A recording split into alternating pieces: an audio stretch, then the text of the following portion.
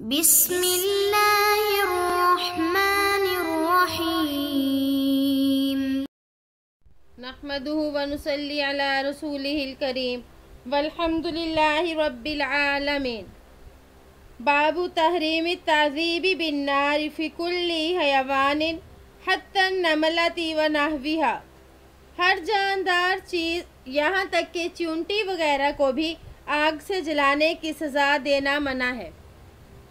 عن ابی ہریرہ رضی اللہ عنہ قال بعثنا رسول اللہ صلی اللہ علیہ وسلم فی بعث فقال ان وجدتم فلاں و فلاں لرجلین من قریش سماہما فاحرقوہما بالنار.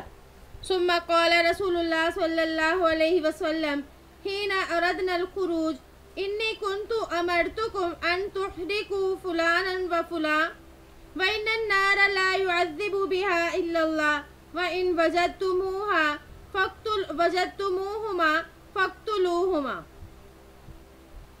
حضرت ابو ہریرہ رضی اللہ عنہ سے روایت ہے کہ آپ صلی اللہ علیہ وآلہ وسلم نے ہمیں ایک لشکر میں روانہ فرمایا تو فرمایا اگر تم فلاں فلاں کو پاؤ، یعنی قریش کے دو آدمیوں کا نام لیا، تو ان کو آگ میں جلا دو.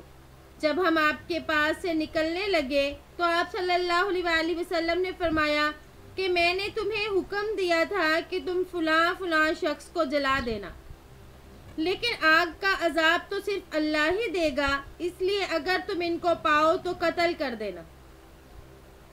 تو اس میں فرمایا کہ اگر تم ان کو پاؤ تو ان کو جلانا نہ بلکہ قتل کر دینا. تو روایت میں ان دونوں آدمیوں کا بھی ایک دوسری روایت میں ان دونوں آدمیوں کا بھی ذکر ہے کہ وہ حبار بن اسود اور نافع بن قیس ہے.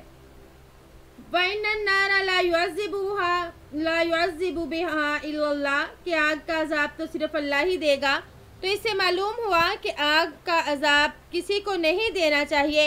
یہ عذاب تو اللہ کافروں اور مشرکوں کو جہنم میں دے گا. اور جن واقعات میں آتا ہے کہ صحابہ نے آگ سے جلایا تو یہ حکم علماء فرماتے ہیں کہ منسوخ ہو چکا. اب کسی کو بھی آگ میں جلانے کی سزا دینا یہ حرام ہے. وعن ابن مسعود رضی اللہ عنہ قال كنا مع رسول اللہ صلی اللہ علیہ وسلم فی سفر فانطلق لحاجته فرأيناهم مرة معها فرخان فأخذنا فرخيها فجاءت الحمرة فجعلت تفرش فجاء النبي صلى الله عليه وسلم فقال من فجع هذه بولدها ردوا ولدها إليها ورأى قرية نمل قد حرقناها فقال من حرق هذه قلنا نحن قال إنه لا ينبغي أن يعذب بالنار إلا رب النار. قرية النمل معناه موضع النمل مع النمل. حضرت ابن مسعود رضی اللہ عنہما سے روایت ہے کہ ایک سفر میں ہم آپ صلی اللہ علیہ وآلہ وسلم کے ساتھ تھے. آپ صلی اللہ علیہ وآلہ وسلم اپنے بشری تقاضے کے لیے تشریف لے گئے تو ہم نے ایک سرخ پرندہ دیکھا. اس کے ساتھ اس کے دو بچے تھے. ہم نے ان کے بچوں کو پکڑ لیا تو وہ پرندہ ان کے گرد منڈلانے لگی، یعنی جو ماں پرندہ تھی وہ. اتنے میں رسول اللہ صلی اللہ علیہ وآلہ وسلم تشریف لائے تو آپ نے فرمایا اس پرندے کو اس کے بچوں کی وجہ سے کس نے رنج پہنچایا، اسے اس کے بچے لوٹا دو. اور آپ صلی اللہ علیہ وآلہ وسلم نے چونٹیوں کی ایک بستی دیکھی جس کو ہم نے جلا دیا تھا. تو آپ صلی اللہ علیہ وآلہ وسلم نے پوچھا یہ بستی کس نے جلائی ہے؟ تو ہم نے جواب دیا ہم نے. تو آپ نے فرمایا آگ کا عذاب دینا تو آگ کے رب کو ہی سزاوار ہے. قریۃ النمل اس کا مطلب ہے کہ چونٹیوں کی ایسی جگہ جس میں چونٹیاں موجود ہوں. تو یہاں سے اس حدیث سے معلوم ہوا کہ آپ صلی اللہ علیہ وآلہ وسلم جانوروں اور پرندوں پر بھی شفقت فرماتے تھے. اس میں فرمایا فرأیناہم مرتن، تو حمرہ ایک پرندہ ہے جو سرخ رنگ کی چڑیا کی طرح ہوتا ہے. مطلب یہ کہ پرندوں کے بچوں کو پکڑ کر پرندوں کو تکلیف دینا اور اسی طرح حشرات الارض کے بل وغیرہ میں جبکہ ان میں کیڑے مکوڑے موجود ہوں جلانا یہ ناجائز ہوگا۔ ہاں اگر ان بلوں میں کیڑے مکوڑے نہ ہوں تو اب جلایا جا سکتا ہے۔ تو اس میں فرمایا کہ رَآ قَرْيَةَ نَمْلٍ قَدْ حَرَّقْنَاهَا، یعنی آپ نے چیونٹیوں کی ایک بستی کو دیکھا جس کو ہم نے آگ لگا دی تھی۔ تو جیسا کہ ابھی بتایا کہ آگ لگانا جو ہے یعنی آگ کی سزا دینا یہ درست نہیں ہے۔ اور چیونٹیوں کے بارے میں علماء فرماتے ہیں اگر چیونٹیاں تکلیف پہنچانے میں ابتدا کریں تو ان کا مارنا جائز ہوگا، اور اگر انہوں نے کوئی تکلیف نہیں دی تو اب انہیں مارنا نہیں چاہیے۔ اسی طرح جس چیونٹی نے تکلیف دی ہے صرف اسی کو مارنا جائز ہوگا، تو اس کی وجہ سے تمام چیونٹیوں کا مارنا بھی جائز اور درست نہیں ہوگا۔ باب تحریم مطل الغنی بحق طلبہ صاحبہ، یعنی حقدار کا اپنے حق کا مطالبہ کرنے پر مالدار کی طرف سے ٹال مٹول کرنا حرام ہے۔ قال اللہ تعالی ان اللہ یأمرکم ان تؤدوا الامانات الی اہلها، اللہ جل شانہ کا ارشاد ہے بے شک اللہ تعالیٰ اس بات کا حکم دیتے ہیں کہ اہل حقوق کو ان کے حقوق پہنچا دیا کرو۔ یہ آیت پہلے بھی گزر چکی ہے۔ تو علماء فرماتے ہیں کہ یہ آیت بیت اللہ کے اندر نازل ہوئی، جیسا کہ حضرت عمر رضی اللہ عنہ فرماتے ہیں کہ جب آپ صلی اللہ علیہ وآلہ وسلم بیت اللہ سے باہر تشریف لائے تو آپ کی زبان مبارک پر یہ آیت تھی، اور اس سے پہلے ہم نے کبھی یہ آیت نہیں سنی تھی۔ تو اس آیت میں ترغیب ہے ہر شخص جو کسی امانت کا امین ہے اس کو چاہیے کہ وہ اپنی امانت پوری ادا کر دے، اور اسی طرح جو بھی کوئی اس کے پاس امانت ہو تو اس میں بالکل بھی خیانت نہ کرے۔ احادیث میں بھی اس سے بہت زیادہ منع کیا گیا ہے، جیسے کہ حدیث میں آیا لا ایمان لمن لا امانت لہ، وقال تعالی فَإِنْ آمِنَ بَعْضُكُمْ بَعْضًا فَلْيُؤَدِّ الَّذِي اؤْتُمِنَ أَمَانَتَهُ، اور اللہ جل شانہ کا ارشاد ہے ہاں اگر آپس میں ایک دوسرے سے مطمئن ہو تو جسے امانت دی گئی ہے وہ اسے ادا کر دے۔ تو یہاں پر امانت سے مراد وہ قرض ہے کہ اگر ایک دوسرے پر اعتماد ہو تو اب بغیر کسی لکھنے وغیرہ کے یا بغیر گروی رکھے بھی ادھار کا معاملہ کر سکتے ہیں، ورنہ ادھار میں گروی رکھنا چاہیے تاکہ بعد میں کوئی بات غلط نہ ہو جائے۔ اور اس آیت میں قرض کو امانت سے اس لیے تعبیر کیا جا رہا ہے کہ اس میں تحریر اور گروی رکھنے کی ضرورت نہیں سمجھی گئی اور قرض دار کو امین سمجھ لیا گیا۔ تو فرمایا فَإِنْ آمِنَ، یہ عام قرات اسی طرح ہے، قرآن میں بھی اسی طرح لکھا ہوا ہے، مگر حضرت ابی بن کعب رضی اللہ عنہ قرات میں جو ہے وہ فرماتے ہیں فَإِنِ تَامِنَ، مگر آمینہ اور تامینہ دونوں کا معنی ایک ہی ہے، یعنی اگر اس کو امانت دار بنایا گیا تو اس کا مطلب یہ ہے کہ جس نے قرض دینا ہے وہ اگر صاحب استطاعت ہے، اب اس کے پاس اتنے پیسے آگے کہ وہ عطا کر سکتا ہے، تب وہ بالکل بھی ٹال مٹول نہ کرے۔ وعن ابی ہریرہ رضی اللہ عنہ ان رسول اللہ صلی اللہ علیہ وسلم قال مثل الغنی ظلم وَإِذَا أُتْبِعَ أَحَدُكُمْ عَلَى مِلِيٍّ فَلْيَتْبَعْ، متفق علیہ، معنی اتبع حیلہ۔ حضرت ابو ہریرہ رضی اللہ عنہ سے روایت ہے کہ رسول اللہ صلی اللہ علیہ وآلہ وسلم نے فرمایا مالدار آدمی کا ٹال مٹول کرنا ظلم ہے، اور جب تم میں سے کسی کو کسی مالدار کے سپرد کیا جائے تو اس کو چاہیے کہ وہ اس کے پیچھے لگ جائے۔ تو یہاں پر اتبعہ کا معنی بیان کیا کہ اس کا معنی ہے احیلہ، یعنی سپرد کر دیا جائے۔ مثل الغنی ظلم، یعنی مالدار کا ٹال مٹول کرنا ظلم ہے۔ تو اس جملے کا مطلب محدثین یہ بیان فرماتے ہیں کہ اگر کسی شخص نے کوئی چیز خریدی اور اس کی قیمت اس نے ادا نہیں کی، حالانکہ وہ ادا کر سکتا ہے، تو اس کے باوجود وہ آج کل کرتا ہے، تو ایسا کرنے والا ظالم ہے اور کبیرہ گناہ کا مرتکب ہے، بلکہ اس عمل کی وجہ سے اس کی گواہی بھی معتبر نہیں۔ پھر فرمایا وَإِذَا أُتْبِيَ أَحَدُكُمْ، یعنی جب کسی مالدار کے سپرد کیا جائے تو اس کو چاہیے کہ وہ اس کے پیچھے لگ جائے۔ اس جملے کا مطلب محدثین یہ فرماتے ہیں کہ کسی شخص کا کسی پر قرضہ ہو، وہ قرضدار قرض کی ادائیگی پر قادر نہیں ہے، تو اب وہ کسی مالدار سے یہ کہے کہ تم میرا قرضہ ادا کر دو، اور مالدار کہتا ہے صحیح ہے، تو اب قرض خواہ اس سے پیسے وصول کرے جس کے حوالے اس نے اسے کیا ہے۔ تو اس طرح سے کرنا بھی درست ہے۔ تو گویا کہ قرض دار جو ہے اسے چاہیے کہ اپنا قرض اتارنے کے لیے حتی الامکان کوشش کرے۔ نحمدہ ونصلی علی رسولہ الکریم والحمد للہ رب العالمین۔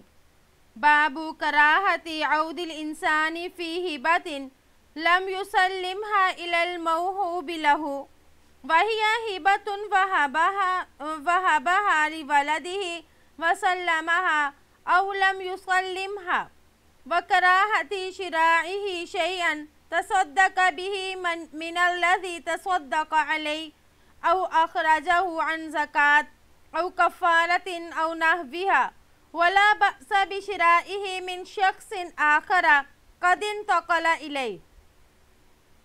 اس ہدیے کے واپس لینے کی کراہیت جو سپرد نہ کیا ہوا، اور وہ ہدیہ بھی جو اپنی اولاد کو دیا ہو، سپرد کیا ہو یا نہ کیا ہو، اور صدقے کی چیز ایسے شخص سے خریدنے کی کراہیت جسے صدقہ دیا ہو، یا اسے بطور زکوٰۃ اور کفارہ وغیرہ کے نکالا ہو، البتہ کسی دوسرے شخص سے جس کی طرف وہ چیز منتقل ہوئی ہو، اس کے خریدنے میں کوئی حرج نہیں۔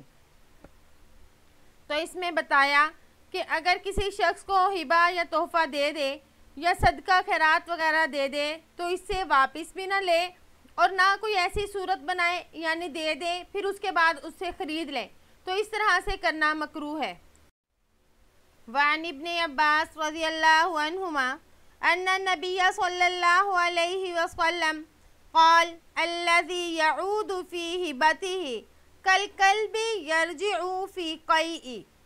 حضرت ابن عباس رضی اللہ عنہما سے روایت ہے کہ آپ صلی اللہ علیہ وآلہ وسلم نے فرمایا، جو شخص اپنے ہدیے کو واپس لیتا ہے وہ اس کتے کی طرح ہے جو قے کر کے اپنی قے کو چاٹتا ہے۔ وفی روایت مثل الذی یرجع فی صدقتہ کمثل الکلب یقیء ثم یعود فی قیئہ فیأکل۔ اور ایک دوسری روایت میں ہے، اس شخص کی مثال جو اپنا صدقہ واپس لیتا ہے اس کتے کی طرح ہے جو قے کرتا ہے پھر اپنی قے کو لوٹاتا ہے یا اسے چاٹ لیتا ہے۔ وفی روایت العائد فی ہبتہ کالعائد فی قیئہ۔ ایک اور روایت میں ہے، اپنے ہدیے کو واپس لینے والا اپنی قے کو لوٹانے والے کی طرح ہے۔ تو اس حدیث میں فرمایا جا رہا ہے کہ جو ہدیہ دے کر واپس لے یہ کتنا قبیح اور کتنا برا عمل کر رہا ہے۔ تو صدقہ دے کر واپس لینا امام ابن مالک کے نزدیک تو یہ حرام ہے، مگر جمہور علماء کے نزدیک مکروہ ہے، کیونکہ اس کی مثال کتے کی قے کی طرح ہے کہ وہ قے کر کے اس کو چاٹ لے۔ تو اس جملے میں صدقہ واپس لینے والے کی قباحت کو واضح کیا جا رہا ہے، یعنی جو صدقہ واپس لیتا ہے وہ مثل کتے کے ہے جس چیز کا صدقہ دیا تھا اس کو قے کے ساتھ تعبیر کیا، تو اس عمل سے آدمی کو سخت کراہت محسوس ہوتی ہے۔ علامہ طیبی رحمہ اللہ فرماتے ہیں کہ اس سے زیادہ کراہت تنزیہی ثابت ہو سکتی ہے، تحریمی نہیں، یعنی یہ مکروہ ہے، حرام نہیں ہے۔ وعن عمر بن خطاب رضی اللہ عنہ قال حملت على فرس في سبيل الله فأضاءه الذي كان عنده فأردت أن أشتريه وظننت أنه يبيعه برخص فسألت النبي صلى الله عليه وسلم فقال لا تشتري ولا تعد في صدقتك۔ حضرت عمر بن خطاب رضی اللہ عنہ سے روایت ہے کہ میں نے ایک شخص کو اللہ کی راہ میں جہاد کرنے کے لیے ایک گھوڑا دے دیا، پس جس کے پاس وہ تھا اس نے اسے ضائع کر دیا، پھر میں نے اس کو خریدنے کا ارادہ کیا اور میرا خیال تھا کہ وہ اسے معمولی سی قیمت میں بیچ دے گا، تو میں نے نبی کریم صلی اللہ علیہ وآلہ وسلم سے پوچھا تو آپ نے فرمایا مت خریدو اور اپنا صدقہ واپس نہ لو۔ وَإِنْ آتَاكَهُ بِدِرْهَمٍ فَإِنَّ الْعَائِدَ فِي صَدَقَتِهِ كَالْعَائِدِ فِي قَيْءٍ، اگرچہ وہ تمہیں ایک درہم میں ہی دے دے، اس لیے کہ اپنا صدقہ واپس لینے والا اس شخص کی طرح ہے جو اپنی قے کو چاٹتا ہے۔ حملت علی فرس فی سبیل اللہ معناہ تصدقت بہ علی بعض المجاہدین۔ حملت علی فرس فی سبیل اللہ، اس کا معنی ہے کہ میں نے اسے کسی مجاہد کو بطور صدقہ دیا تھا۔ تو اس میں فرمایا جا رہا ہے کہ ظننت انہ یبیعہ برخص، یعنی میرا خیال تھا کہ وہ اس کو کم قیمت پر فروخت کر دے گا۔ تو محدثین فرماتے ہیں کہ کم قیمت میں حاصل ہونے کا خیال حضرت عمر رضی اللہ عنہ کو اس لیے آیا ہوگا کہ وہ گھوڑا کمزور اور دبلا ہو گیا تھا اور ظاہری حالت کی وجہ سے اب اس کی قیمت اصل قیمت نہیں ملے گی، یا یہ خیال تھا کہ میں نے اس کے ساتھ احسان کا معاملہ کیا تو اب وہ میرا لحاظ کرے گا، میری رعایت اور مروت کی وجہ سے وہ مجھے کم قیمت میں دے دے گا۔ تو آپ نے فرمایا اپنے صدقے کو واپس مت لو۔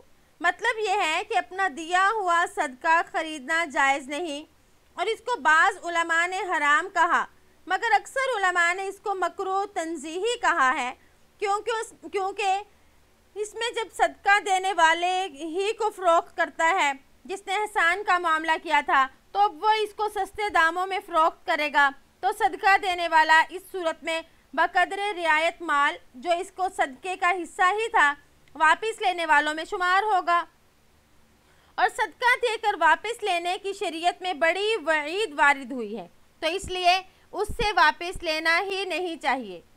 تو اس سے معلوم ہوا کہ جب کسی پر احسان کریں تو اس سے اس کا بدلہ نہ لیں، یعنی جب کسی کو کوئی تحفہ دیا، کوئی صدقہ دیا، تو اگر ہم اس سے وہ چیز خریدنا بھی چاہیں گے تو وہ شخص ہمیں مروت کے ساتھ دے گا اور اپنا نقصان کر بیٹھے گا، اور اگرچہ اس کے دل میں ہو کہ میں اس کو نہ دوں، لیکن وہ انکار کرتے ہوئے بھی کترائے گا، اور اسی طرح اگر ویسے واپس لے لیا جائے یہ تو بہت ہی بری بات ہے۔ تو اللہ پاک سے دعا ہے کہ اللہ تعالی ہمیں ان تمام کاموں سے رکنے کی توفیق عطا فرمائے جس سے آپ صلی اللہ علیہ وآلہ وسلم نے رکنے کی تلقین فرمائی ہے۔ امید ہے کہ آپ کو آج کا سبق سمجھ آ گیا ہوگا۔ السلام علیکم ورحمۃ اللہ وبرکاتہ۔